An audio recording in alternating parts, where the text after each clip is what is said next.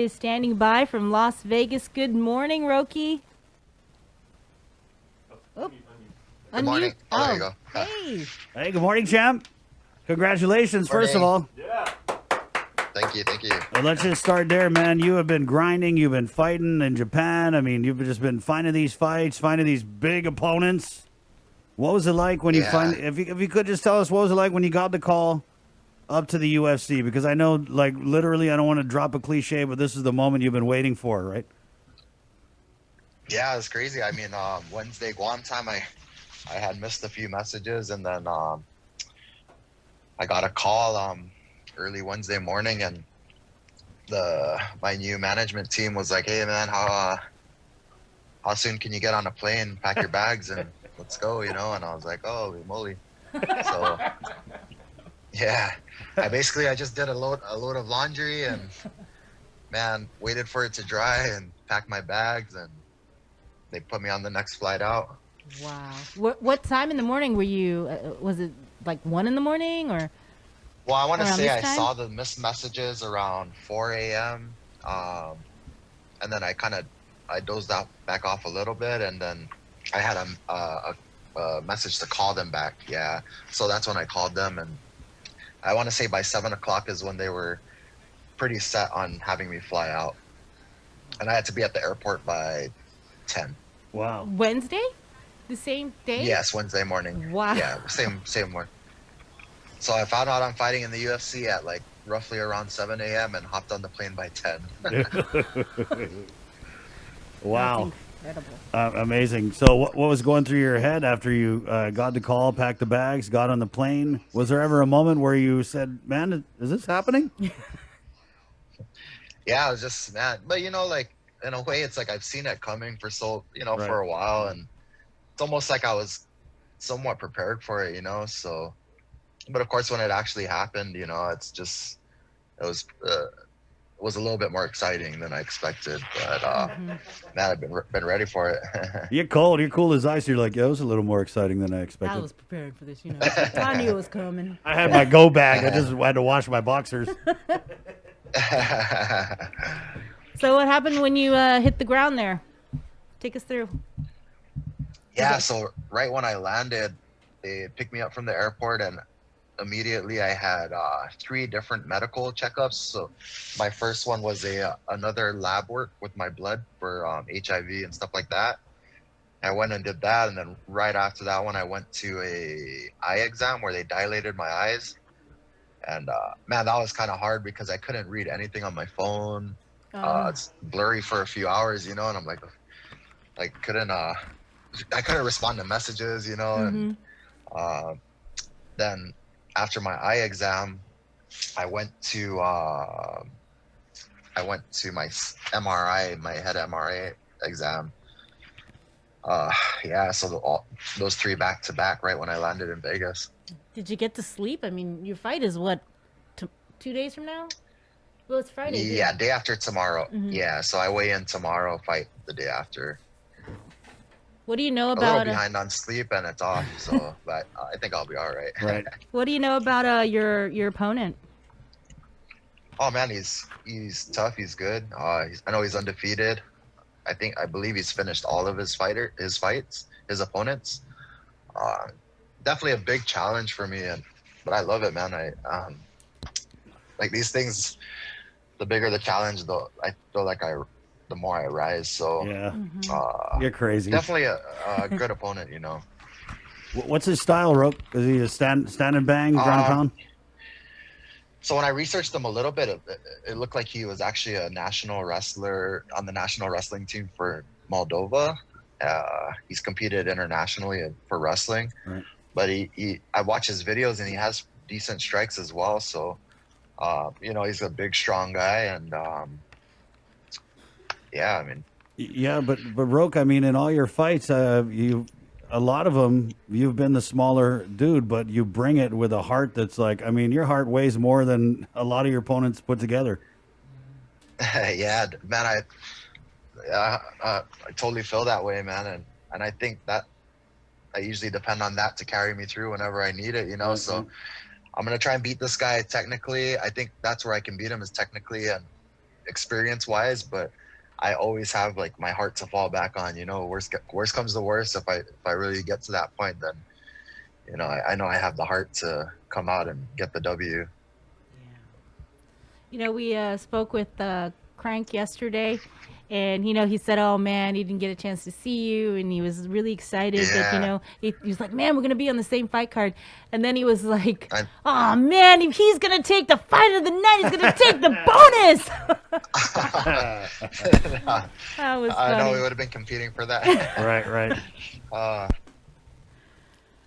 So, have you had a chance to talk to him, or yeah. So when I was finally settled down, I shot him a message, you know, and I told him how bummed I was, and you know, I hope he recovers quickly. But you know, we were pretty excited talking about being on the same card and it happening so fast, and you know, and all that. So it's definitely a real bummer to find out he was off.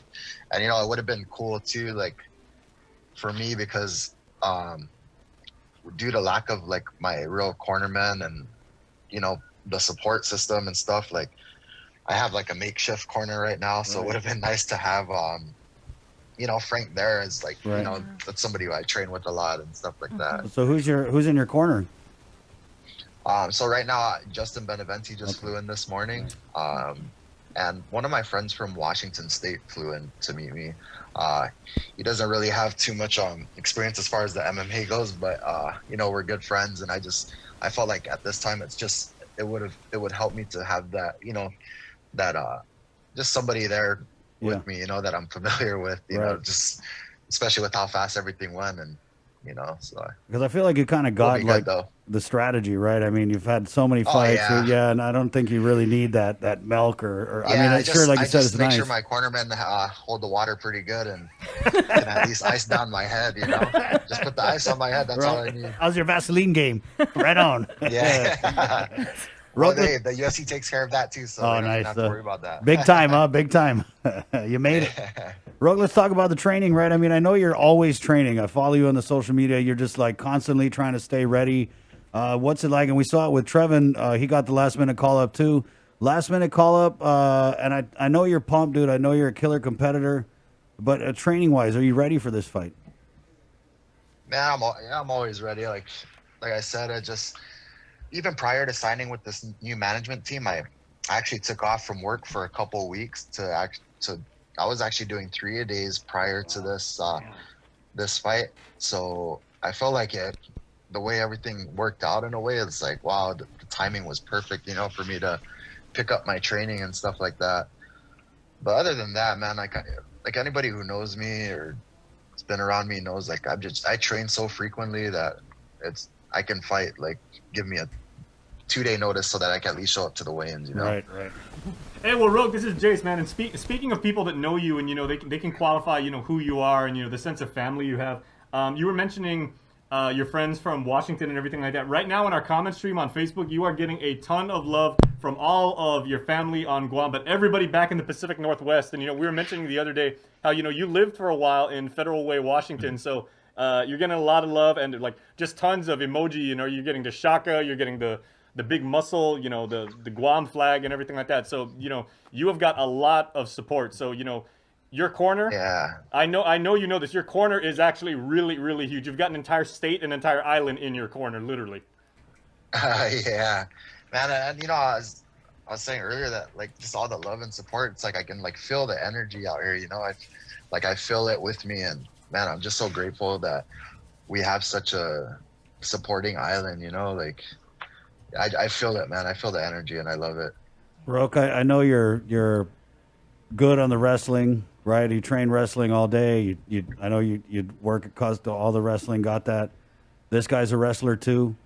But just going in, what I'm wondering is wrestle. At what point do you just punch the guy in the face? Because that's what I love to see. I love to see when you hit these big dudes and they get that look like, holy shit, what the hell? Yeah. Huh? Yeah, so you know, my plan actually is to keep this fight standing and really try and beat him with my speed, because I think that's where I'll have an advantage is my speed on the stand up, and you know, I think my striking is better. So yeah, I actually look to keep this one on the feet because that's where I feel more like I'll have more of an advantage. Right. What about your family here? Your girl, your daughter, right? Was she like, oh my gosh, Dad, you're Yeah, going? so she was still sleeping, and I was like, well, I woke her up, I said, I gotta get ready, I gotta go. She's like, where are you going? I was like, oh, I'm fighting you. She goes, no. So she was like, she's freaking out, and yeah, so she woke up not long after that, and her and my fiance dropped me off to the airport. Nice. Roke, so you got the call, right? And what's it like getting that call, meeting that goal in the middle of a freaking pandemic? Yeah. Yeah, that's a whole nother, like, and I'm still kind of thrown off here, like we're basically in like a quarantine now, we're very limited to where we can go. Can't even go to the grocery store, so I'm like, we're doing all these delivery apps and food ordering apps, and yeah, and then it just, then you see everything going on in the whole world, and then it just makes me more grateful that I have the opportunity to still do what I love during these times, because I know a lot of people can't. So at the end of the day, it's made me more grateful for everything, and I'm always hoping and praying that everything gets better for everyone and the whole world. It's just during these crazy times. Can you tell us a little bit more about signing with Iridium? Because that's huge. And we saw the post and we saw you got the fight. Now I kind of after it, I was like, wow, I mean, you got signed. That's huge. So tell us about that. Yeah, Iridium's they're really good at getting their fighters into the UFC. So with me not being able to fight in Japan and Ryzen anymore, we had to start looking at other ways to still compete. I'm very grateful that I got to fight in Ryzen. I liked it there. I was happy there, but unfortunately their travel ban restricted me from competing anytime soon. So that's when I really pushed to have Iridium try and get me into UFC. And man, that went fast. I want to say, like, I messaged the guy about being managed by them to having a fight, like 7 days, just from messaging the guy, like, hey, are you willing, are you interested in representing me as my manager, to actually being here for my fight, like literally 7 days. So it's crazy. They work fast. What's it like to rep Guam? I mean, you always do. I love that pic with you, the Guam flag on your back. Is that what you're coming out with on fight night? Oh yeah. It's so funny because the first thing I did was ask my fiance. I was like, oh, where's the flag? And she had it folded and put it away, and she pulled it out for me. I was like, okay, make sure we got that one, Right. So man, it means so much to me. And you see it on my post, like, oh, he's carrying the flag, I know you just got there, but are you able to train there, or you have to just stay in the hotel? We have they give us like an actual room, like a small room to where we can just work out, and they have like a little mini sauna thing you sit in. But that's about it. Yeah. All right. What's your message to your fans, man? We got a lot of people watching, a lot of people listening. People love you, dude. People's champ. So what do you got to say?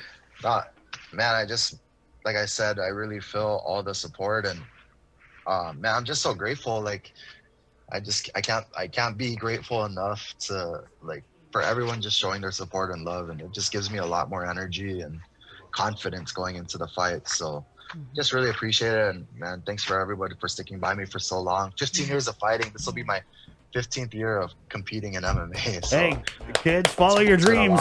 And I gotta say, it's so great to see how you've come up. I mean, we've done partnered with you for the Special Olympics, and you came out and partnered with us for that, and also the work you've done with Gain. So it's really nice to see you come this far and pursue your dreams. So congratulations.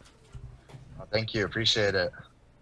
All right, and Roque, maybe we've got so many comments once again of people, just offering, their support, their congratulations again. Like Chris said, they know you project a positive message, and you carry 671 in your heart and literally on your back.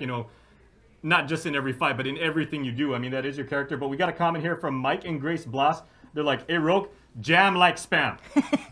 That pretty much encapsulates everything. Right. It's like, dude, if you don't get motivated by that going into your fight, I mean, that's jam like spam, bro. Go for it. That's a good one. That's a good one. All right, Roque, take care. Yeah. And what is it? kick some ass. What is it? I thought it was jam like spam. We got a comment in here. Chalu Roque, we're here for you, the Marianas. Chalu fuck guy dude.